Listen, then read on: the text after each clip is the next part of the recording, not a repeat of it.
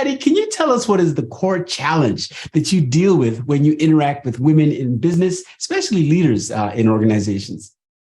Yes, probably the biggest issue is with pricing. And that is that we tend to undervalue ourselves and we underprice our services. So this concept is so pervasive.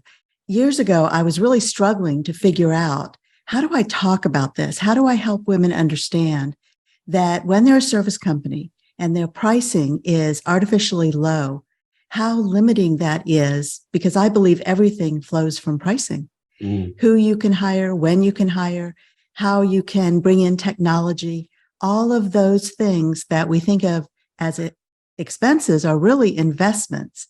And yet you can't do that unless you're a profitable company. And when I was growing up, my mom used to make these fabulous cookies. The whole house smelled good. It was warm. The cookies were gooey. And all my life, I watched my mom eat the broken cookies. But it wasn't until I was a teenager that I even thought to ask her, why do you only eat the broken cookies? Do they taste better? And she laughed and said, no, I eat the broken cookies so you can have the whole ones. Wow. And that memory came rushing back to me several years ago when I was really struggling to put words around this pervasive pattern that I had seen in the decades that I've worked with women business owners. And I realized that spirit of self-sacrifice that we saw in our role models, our moms and our grandmothers, we are bringing that right into our business. And that's what I call the broken cookie effect. And it's undervaluing ourselves. We underprice our services. Then we end up over delivering.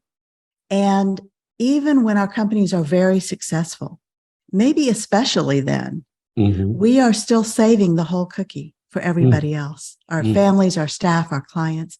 Everybody gets the whole cookie and we live on crumbs.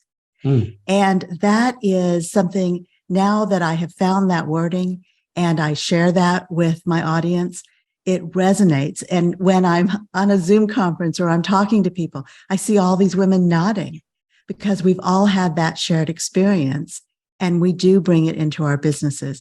And that also affects who we hire and how we hire.